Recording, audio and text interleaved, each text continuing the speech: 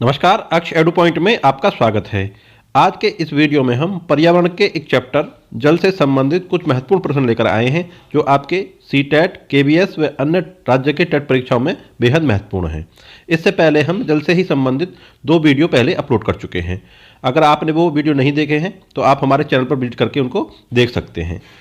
और दोनों वीडियो के लिंक तथा अन्य पर्यावरण से संबंधित वीडियो के लिंक हम इस वीडियो के डिस्क्रिप्शन बॉक्स में डाल देंगे। चलो शुरू करते हैं आज की क्लास। आज की क्लास का पहला प्रश्न है, निम्नलिखित कथनों पर विचार कीजिए। तो 3 कथन दिए हुए हैं, इन पर हमें विचार करना है। पहला कथन है, जल किसी भी तापमान पर वाष्पीकृत हो सकता है। ये बिल्कुल सही है। अब थोड़ा सा हम वाष्पीकरण के बारे में जान लेते हैं। वाष्पीकरण द्रव को गैस में परिवर्तन होने की एक प्रक्रिया है। वाष्पीकरण किसी भी तापमान पर हो सकता है। यह एक सतत एवं निरंतर चलने वाली प्रक्रिया है जिसमें द्रव के ऊपरी सतह के अणु सूर्य अथवा वायु से ऊष्मा ग्रहण करके जल की सतह को छोड़कर वायुमंडल में चले जाते हैं। यही कारण है कि सूर्य की तेज धूप अथवा तेज हवा में जल का वाष्पन तेजी से होता है। आपने देखा होगा, तेज हवा अथवा तेज धूप में भरा हुआ जल अथवा गीले कपड़े तेजी से सूखते हैं। तो यह होती है वाष्पन की क्रिया, वाष्पीकरण या वाष्पन। ठीक है, दूसरा पॉइंट देखो, जल सिर्फ क्वथनांक बिंदु पर ही वाष्पीकृत होता है। ये इसमें पॉइंट गलत है। जल जो है किसी भी तापमान पर वाष्पीकृत हो सकता है। क्वथनांक बिंदु क्या होता है? क्वथनांक बिंदु वह होता है जिस पर जल उबलने लगता है। ठीक है, अब तीसरा पॉइंट देखते हैं। जल का क्वथनांक बिंदु 100 डिग्री सेंटीग्रेड होता है। ये वाला सही है। जल जो है 100 डिग्री सेंटीग्रेड टेम्परेचर पर ही उबलता है। तो इसमें ए और सी ठीक है, तो इसके हिसाब से आपका ऑप्शन 2 सही होगा। नेक्स्ट, निम्नलिखित को सुमेलित कीजिए। अब देखिए, इसमें कुछ स्रोत दिए हुए हैं और उनमें पाए जाने वाली जल की संख्या है परसेंटेज में। तो महासागर में 97% जल पाया जाता है, ये ठीक है। और बर्फ के रूप में 2% जल होता है। ठीक है, बी को सुमेलित कीजिए आप 2 से। भूमिगत जल नदियों, तालाब व झीलों में 1% जल पाया जाता है। तो जैसे ये लिखे हुए थे एज इट इज बिल्कुल सुमेलित थे। ठीक है, इसी के हिसाब से एग्जाम में आपको ऑप्शन मिलेंगे। उन ऑप्शंस में जो सबसे सही ऑप्शन होगा वो आपको टिक कर देना है। नेक्स्ट, जल संरक्षण से क्या अभिप्राय है? तो पहला ऑप्शन है जल संसाधनों का संरक्षण। ये ठीक है।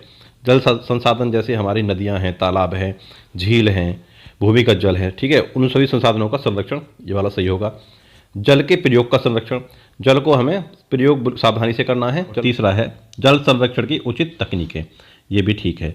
वर्षा के जल को आप किसी भी तकनीक से संरक्षित करके उसको बाद में उपयोग कर सकते हो। तो इस हिसाब से इसमें तीनों ही ऑप्शन ठीक हैं ऊपर वाले। तो इस उपरोक्त सभी ऑप्शन 4 इसमें बिल्कुल सही होगा। नेक्स्ट, जल को हम किस तरीके से शुद्ध कर सकते हैं?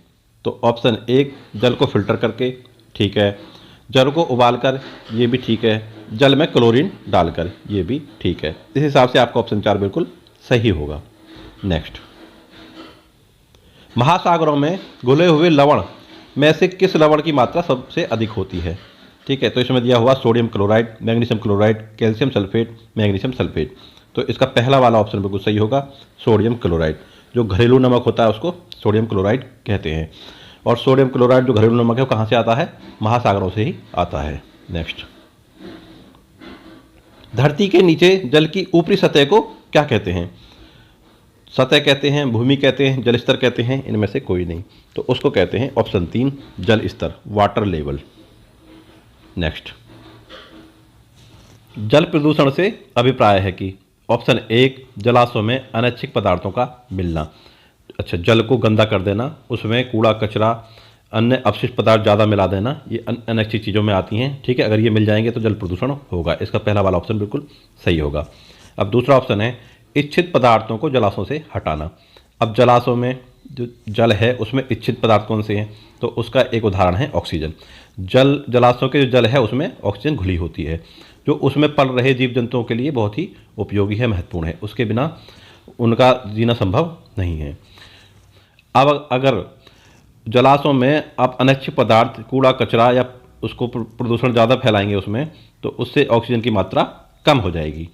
ठीक है, तो जिससे उसमें पल रहे जीव जंतु नष्ट हो जाएंगे। ठीक है, तो ये भी इसमें ऑप्शन 2 भी आपका सही होगा।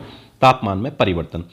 अब जो किसी भी तालाब में या जल में या किसी भी सागर या महासागर किसी में भी कोई जीव पड़ रहे हैं तो उनको एक निश्चित तापमान की ज़रूरत होती है। अगर उसका तापमान आप कम या ज़्यादा करेंगे तो उसका प्रभाव उन जीवों पर पड़ेगा। मान लीजिए किसी तालाब में कुछ जीव हैं, ठीक है, और तापमान उसका अचानक से आप कम कर देंगे तो उसमें पल रहे जीव जंतु मर जाएंगे। ठीक है, जिससे कुछ दिन पश्चात वो जीव जंतु सड़ने और गलने लगेंगे, जिससे तालाब का पानी बिल्कुल खराब हो जाएगा। इसी प्रकार अगर तापमान बढ़ा देंगे तो भी जीव जंतुओं के लिए वो सूटेबल नहीं होगा। ठीक है, और जीव जंतु नष्ट हो जाएंगे। तो इसमें आपका तापमान में परिवर्तन ये भी जल प्रदूषण की श्रेणी में आता है। तो इस हिसाब से ऑप्शन 4 आपका बिल्कुल सही होगा, उपरोक्त सभी। नेक्स्ट, विद्युत संयंत्रों तथा उद्योगों से निकलने वाले जल तापमान को किस प्रकार प्रभावित करते हैं। ठीक है, अब विद्युत संयंत्र और उद्योगों से, ठीक है, जो जल निकलता है वो तापमान में वृद्धि करता है, तापमान में कमी, तापमान स्थिर, तापमान में कमी व स्थिरीकरण दोनों। ठीक है, तो इसमें ऑप्शन 1 बिल्कुल सही होगा। विद्युत संयंत्र में क्या होता है, जल को भाप में परिवर्तित करके भाप से टरबाइनों को घुमाया जाता है और विद्युत उत्पन्न की जाती है। उसी प्रकार उद्योगों में जल को शीतलक के रूप में उपयोग किया जाता है, जिससे जल का तापमान है वो ज़्यादा हो जाता है, गर्म। और जब वो जल उद्योगों या विद्युत संयंत्रों से निकलकर नदियों आदि में जाएगा तो उसका तापमान वो बढ़ा देगा। तो इस हिसाब से तापमान में वृद्धि हो जाएगी। तो इसका पहला वाला ऑप्शन बिल्कुल सही होगा। नेक्स्ट, कौन सा कारक जल चक्र के अनवरत प्रवाह में सहायक है। तो ऑप्शन 1 है सूर्य की ऊष्मा, ऑप्शन 2 है पृथ्वी की गुरुत्वाकर्षण शक्ति, और ऑप्शन 3 है उपरोक्त दोनों, और ऑप्शन 4 दोनों में से कोई नहीं। तो देखिए, जो पहला वाला ऑप्शन है सूर्य की ऊष्मा, सूर्य की ऊष्मा जल चक्र के प्रभाव में सहायक होती है। क्यों? क्योंकि जो सूर्य की ऊष्मा है वो जल को, जो पृथ्वी पर उपस्थित जल है उसको वाष्पीकृत कर देती है। वाष्पीकृत होकर जल वायुमंडल में चला जाता है और उसके बाद बादल के बन के और वापस से वर्षा के रूप में पृथ्वी पर आ जाता है। तो वर्षा जो होती है वो गुरुत्वाकर्षण शक्ति के कारण होती है। अगर पृथ्वी पर गुरुत्वाकर्षण शक्ति नहीं होती तो बारिश की बूंदें पृथ्वी तक नहीं आती।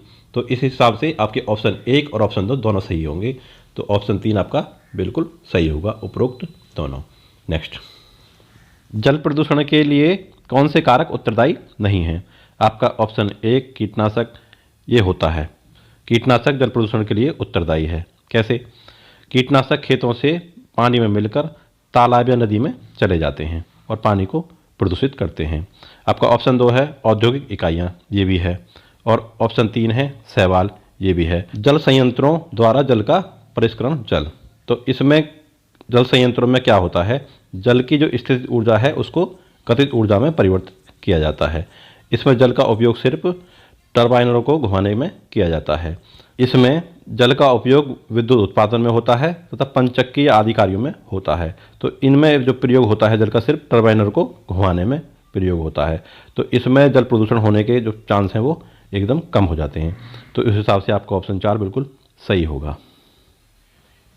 नेक्स्ट, दिल्ली के जल स्तर में गिरावट में कौन सा कारक सहायक है। तो पहला है वन उन्मूलन यानी वनों को काटना, और अल्पवृष्टि यानी कि कम बारिश। तो दोनों ही कारक सहायक हैं, वन उन्मूलन और अल्पवृष्टि। इस हिसाब से आपका ऑप्शन 3 बिल्कुल सही होगा। नेक्स्ट, भारत के संदर्भ में जल का सबसे बड़ा उपभोक्ता कौन है। कृषि, उद्योग, दैनिक क्रियाकलाप, इनमें से कोई नहीं। तो इसमें होगा ऑप्शन 1 कृषि। कृषि में क्या, लगातार जो जल पंप हैं वो लगातार चलते रहते हैं, ठीक है, जिससे पानी की बहुत ज़्यादा उपयोग किया जाता है। किसमें? कृषि में। तो इस हिसाब से आपका ऑप्शन पहला वाला बिल्कुल सही होगा। नेक्स्ट, कौन सा कारक जल स्तर के निम्नीकरण में सहायक नहीं है। तो जनसंख्या है, जितनी ज़्यादा जनसंख्या होगी जल की खपत उतनी ज़्यादा होगी। कृषि है, कृषि में पानी का उपयोग बहुत ज़्यादा होता है, और उद्योग की वजह से भी जल स्तर घट रहा है। अब तीसरा है पेड़ पौधे अधिक।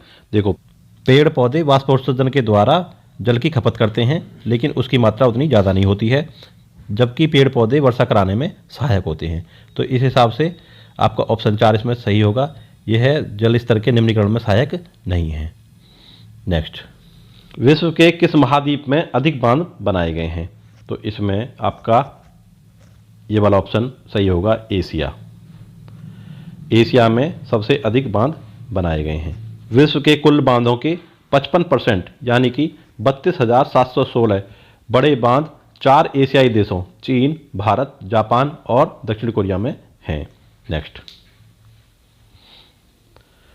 शिक्षक कक्षा में मौखिक रूप से जल चक्र को बताना चाहते हैं तो निम्नलिखित में से कौन सा कथन जल चक्र को सही रूप में बताता है।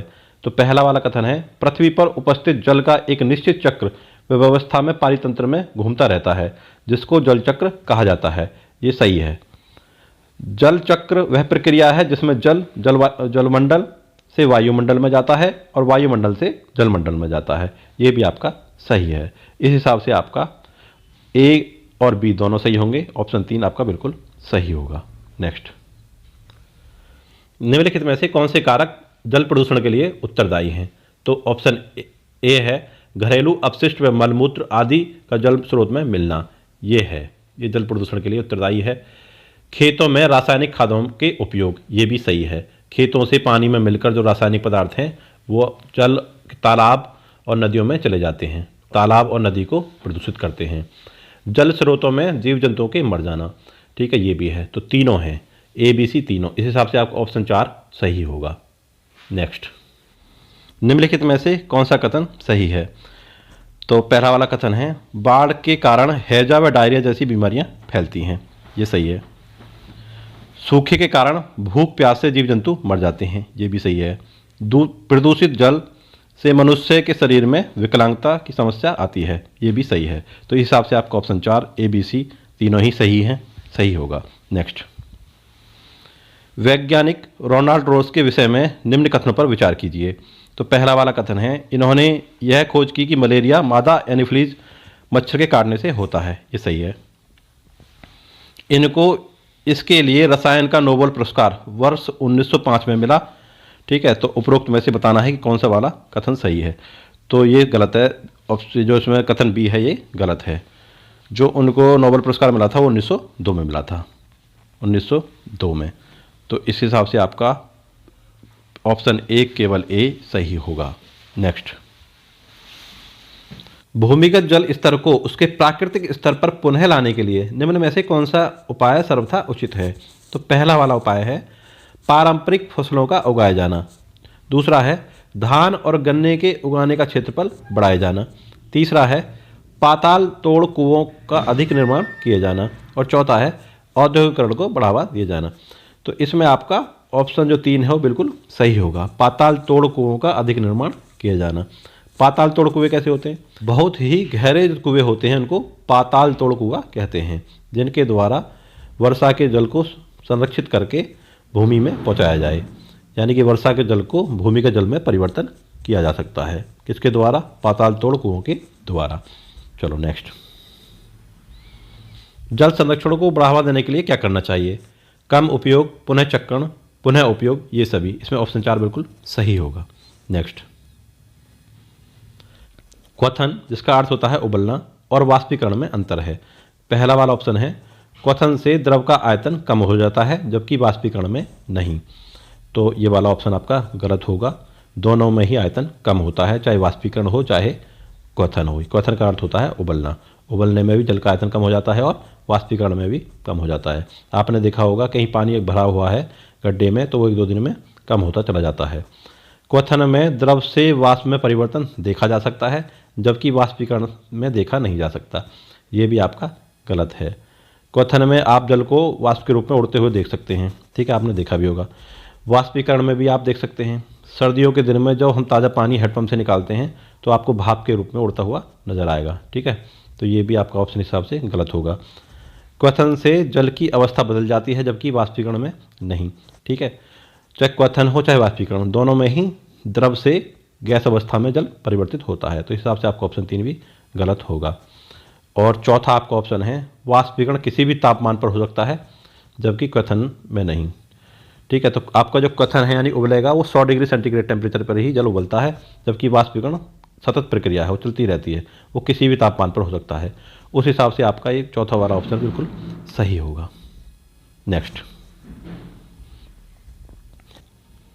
नींबू साधारण पानी में डूब जाता है लेकिन नमकीन पानी में तैरता रहता है, क्योंकि नींबू का घनत्व नमकीन पानी में अधिक होता है, नींबू का घनत्व नमकीन पानी में कम होता है। और ऑप्शन 3 है, नमकीन पानी का घनत्व साधारण पानी के घनत्व से अधिक होता है, साधारण पानी का घनत्व नमकीन पानी के घनत्व से अधिक होता है। देखो, अगर कोई भी वस्तु किसी भी द्रव में तैर रही है तो वो दो कारकों पर निर्भर करती है। मान लो ये बर्तन है, इसमें कोई भी द्रव भरा हुआ है, पानी भरा हुआ है मान लीजिए। अब इसमें कोई नींबू तैर रहा है तो इस पर दो तरह के बल लगेंगे।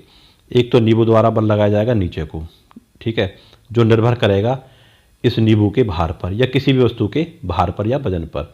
और एक बल लगाया जाएगा द्रव द्वारा ऊपर को इस वस्तु पर, यह निर्भर करेगा इस द्रव के घनत्व पर, सांद्रता पर या उसके गाढ़ेपन पे, ठीक है, वो निर्भर करेगा। जितना ज़्यादा इसका घनत्व होगा या जितना गाढ़ा होगा उतना ही बल यह द्रव उस वस्तु पर ऊपर की ओर लगाएगा। इस वस्तु का क्षेत्रफल जितना ज़्यादा होगा उतने ही क्षेत्रफल पर इस द्रव द्वारा बल उस वस्तु पर लगाया जाएगा। इसका मतलब यह है कि इस वस्तु का क्षेत्रफल जितना ज़्यादा होगा, जितना ये चौड़ी वस्तु होगी, उतना ही ज़्यादा बल इस द्रव द्वारा उस वस्तु पर नीचे से लगाया जाएगा और वह वस्तु डूबेगी नहीं। तो यह 3 कारकों पर निर्भर करता है। एक तो द्रव का घनत्व, जिसे हम कंसंट्रेशन या सांद्रता कहते हैं, ठीक है, और एक इस वस्तु का वजन, और एक इस वस्तु का क्षेत्रफल, क्योंकि जितना ज़्यादा क्षेत्रफल होगा उतने ही ज़्यादा क्षेत्रफल पर इस द्रव द्वारा उस वस्तु पर नीचे से बल लगाया जाएगा, जिससे वो वस्तु नहीं डूबेगी, ठीक है। अब यहाँ पर देखिए, तो जो आपका नमकीन पानी है उसकी सांद्रता या कंसंट्रेशन या घनत्व ज़्यादा है अपेक्षाकृत जो साधारण पानी है उसके, ठीक है। तो जो उसकी सांद्रता ज़्यादा है, उसका घनत्व ज़्यादा है नमकीन पानी का, तो वह ज़्यादा बल नीचे से ऊपर की ओर लगाएगा द्रव उस वस्तु पर, ठीक है। तो नींबू पर नमकीन पानी के द्वारा नीचे से ऊपर को बल लगाया हुआ ज़्यादा है अपेक्षाकृत साधारण पानी के, तो इसलिए जो नींबू है वो डूब नहीं रहा है, ठीक है। तो इस हिसाब से आपका इसमें ऑप्शन नमकीन पानी का घनत्व साधारण पानी के घनत्व से अधिक होता है, ऑप्शन 3 बिल्कुल सही होगा। नेक्स्ट, रक्त की जांच द्वारा किसकी उपस्थिति से मलेरिया की पहचान होती है? तो इसमें आपका जो ऑप्शन 4, रक्त कोशिकाओं में मलेरिया परजीवी प्लाज्मोडियम, ठीक है, उसकी उपस्थिति को देखा जाता है, तो ऑप्शन 4 इसमें बिल्कुल सही होगा। नेक्स्ट, रेखा की माँ तालाब से लाए पानी में फटकरी डालती है, ठीक है। ऑप्शन 1 है पानी को रंग रहित करने, हल्के निलंबित अपद्रव्यों को अपसादित करने, कठोर जल को मृदु जल में परिवर्तित करने, पानी में उपस्थित रोगाणु को खत्म करने। तो इसमें आपका ऑप्शन 2 सही होगा, हल्के निलंबित अपद्रव्यों को अपसादित करने। अब देखो, जल में अगर फिटकरी डाल देते हैं तो उसमें जो छोटी छोटी अशुद्धियाँ हैं वो नीचे बैठ जाती हैं, ठीक है, इसलिए और पानी शुद्ध हो जाता है, ठीक है, ऊपर वाला पानी आपके यूज करने योग्य हो जाता है। तो इस हिसाब से आपका ऑप्शन 2 बिल्कुल सही होगा। नेक्स्ट, मछली घर, जिसको एक्वेरियम कहते हैं, में हवा वाला पंप क्यों रखा जाता है? पहला, पानी को साफ करने, जलीय पौधों को अधिक कार्बन डाइऑक्साइड उपलब्ध कराने के लिए, अधिक ऑक्सीजन को पानी में घुलने देने, मछली घर की शोभा बढ़ाने के लिए। तो इसमें आपका ऑप्शन 3 सही होगा, ठीक है, अधिक ऑक्सीजन पानी में घुलने देने के लिए। क्यों? क्योंकि उसमें जो मछलियाँ पल रही हैं उनको अधिक ऑक्सीजन मिल सके। चलो नेक्स्ट, आरती एक पोस्टर पर एक बीमारी की रोकथाम से संबंधित निम्नलिखित सावधानियां पढ़ती है। अपने आसपास पानी को एकत्रित न होने दें, पानी के बर्तनों, कूलरों और टंकियों को साफ रखें, यदि कुछ जगह पर पानी एकत्रित हो जाता है तो मिट्टी का तेल के छिड़काव करें। तो यह इसमें होगा आपका पहला वाला ऑप्शन, डेंगू और जापानी मस्तिष्क ज्वर, इंसेफेलाइटिस, पहला वाला ऑप्शन बिल्कुल सही होगा। नेक्स्ट, पानी के साथ प्रयोग करते हुए ज्योति यह देखती है कि स्टील की एक कटोरी पानी पर तैरती है लेकिन लोहे की एक छोटी कील डूब जाती है। इस तथ्य द्वारा व्याख्यात किया जा सकता है, ठीक है। इसके बारे में हमने अभी आपको बताया था कि कोई भी वस्तु जब पानी पर तैरती है तो उस पर 3 कारक कार्य करते हैं। एक तो द्रव की सांद्रता, कंसंट्रेशन या उसका घनत्व, ठीक है, तीनों एक ही चीज़ है, और एक वस्तु का वजन और एक वस्तु का क्षेत्रफल। तो हम देख रहे हैं कि जो कटोरी का क्षेत्रफल है वो कील के क्षेत्रफल की अपेक्षा ज़्यादा है, ठीक है, तो कटोरी तैरती रहेगी।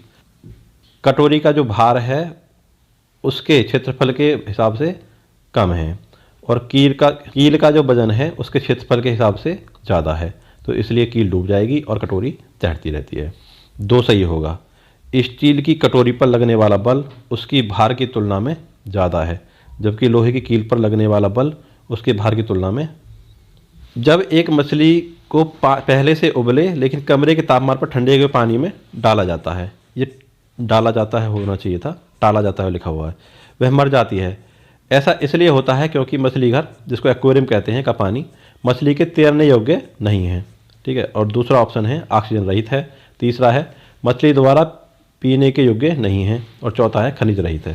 तो इसमें चौथा ऑप्शन आपका सही होगा। उबालने से जो उसके खनिज हैं वो ख़त्म हो जाते हैं, नष्ट हो जाते हैं। ठीक है, मिनरल्स कहते हैं जिनको अंग्रेजी में। तो ऑप्शन 4 आप इसमें बिल्कुल सही होगा। नेक्स्ट, तरुण भारत संघ नामक समूह संबंधित है। तो तरुण भारत संघ के बारे में हम पहले चर्चा कर चुके हैं। ठीक है, ये इसमें आपका पहला वाला ऑप्शन सही होगा, पुरानी झीलों पुनर्निर्मित करने में। ठीक है, इसके जो संस्थापक हैं वो राजेंद्र सिंह हैं, जिनको जल पुरुष कहा जाता है। नेक्स्ट, निम्नलिखित में से रोगों का वह समूह चुनिए जो मच्छरों से फैलता है। तो ये थोड़ा सा आसान प्रश्न है, डेंगू, मलेरिया, चिकनगुनिया। पहला वाला ऑप्शन इसमें बिल्कुल सही होगा। नेक्स्ट, उस वैज्ञानिक का नाम क्या है जिसने सर्वप्रथम मच्छर के पेट के अंदर ताक झाँक की और यह सिद्ध किया कि मलेरिया मच्छर से फैलता है, तथा इस अनुसंधान के लिए दिसंबर 1902 में चिकित्सा के क्षेत्र में उन्हें नोबेल पुरस्कार दिया गया। तो इनके बारे में हम पहले चर्चा कर चुके हैं, वो हैं रोनाल्ड रॉश। पहला वाला ऑप्शन इसमें बिल्कुल सही होगा। नेक्स्ट, मृत सागर क्या है? तो मृत सागर के बारे में हम पिछली क्लास में अच्छी तरह से चर्चा कर चुके हैं। ठीक है, तो इसमें आपका ऑप्शन 2 बिल्कुल सही होगा। ऐसा सागर जो सभी महासागरों व सागरों से भी ज़्यादा नमकीन है। ठीक है, ये वाला ऑप्शन आपका बिल्कुल सही होगा, ऑप्शन 2। नेक्स्ट, रेणु की दादी उसे एक सूखा कुआं दिखाते हुए बताती है कि 15-20 वर्ष पहले कुएं में पानी था, लेकिन वह पूर्णतः सूख गया है। कुएं में पानी सूखने का कारण क्या हो सकता है? तो इसमें आपका पहला ऑप्शन है पेड़ों, कुएं और उनके आसपास के स्थान की मिट्टी को अब सीमेंट से ढक दिया गया। ये सही है। आसपास के इलाके में बहुत सारे बोरिंग पंप लग गए हैं। ठीक है, तो ये भी सही है। बोरिंग पंप क्या करते हैं? पानी को बहुत गहराई से खींचते रहते हैं लगातार। ठीक है, जिससे वाटर लेवल कम हो जाता है और कुओं का पानी सूख गया। जो पहला वाला ऑप्शन है कि कुओं के आसपास सीमेंट या मिट्टी लगा दी गई है, उससे क्या हो रहा है कि बारिश का पानी है रिसकर नीचे जमीन में नहीं जा पा रहा है, तो जिससे जो जल स्तर है वो लगातार घटता जा रहा है, उससे कुएं सूख गए हैं। और इसमें आपका ऑप्शन सी होगा, प्रत्येक व्यक्ति के घर में अब नल होने के कारण कोई कुएं का प्रयोग नहीं करता है। ये नहीं होगा, जो कुएं में पानी नहीं है तो फिर उसका उपयोग कैसे करेंगे? ठीक है, तो इस हिसाब से आपके ए और बी बिल्कुल सही होंगे। तो ऑप्शन 2 ए और बी सही हैं। नेक्स्ट, वीडियो थोड़ी सी बड़ी हो रही है इसलिए हम थोड़ी सी तेज स्पीड से चलेंगे। मच्छरों के प्रजनन की रोकथाम के लिए ठहरे पानी पर मिट्टी का तेल डालने की सलाह दी जाती है। ऐसा इसलिए होता है। तो इसमें देखिए आपका जो ऑप्शन 2 है, मिट्टी का तेल ऑक्सीजन की आपूर्ति को काट देता है, जिससे मच्छरों का प्रजनन थम जाता है। ये बिल्कुल सही होगा, ऑप्शन 2। नेक्स्ट, निम्नलिखित में से कौन सा कथन सही है? तो कथन ए है, जल में पानी के घुल जाने से मिनी माता रोग होता है। ये भी सही है।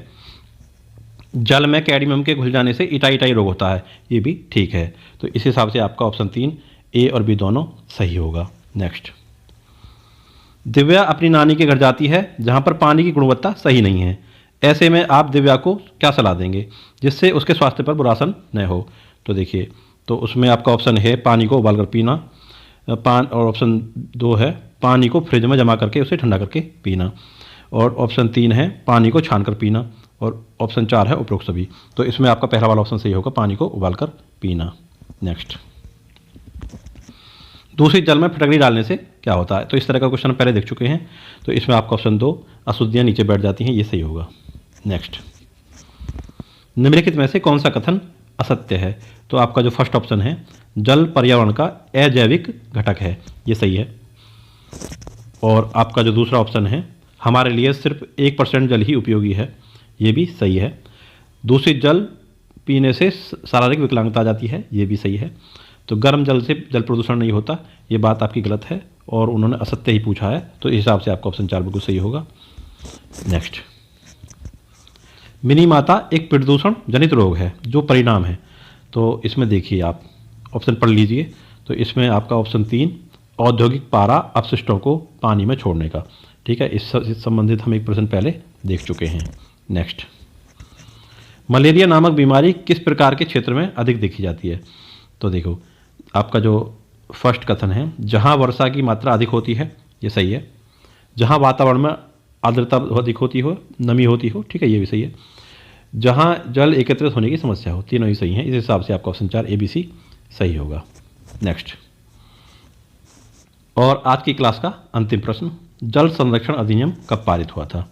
तो देखिए, इसमें जो आपका ऑप्शन 2 होगा 1974। 1974 में जल संरक्षण अधिनियम पारित हुआ था और इसी के तहत में केंद्रीय जल बोर्ड की स्थापना हुई थी। ठीक है, तो इस तरह का प्रश्न हमने पिछली क्लास में देखा था, केंद्रीय जल बोर्ड की स्थापना कब हुई थी? तो 1974 में हुई थी, जल संरक्षण अधिनियम के तहत।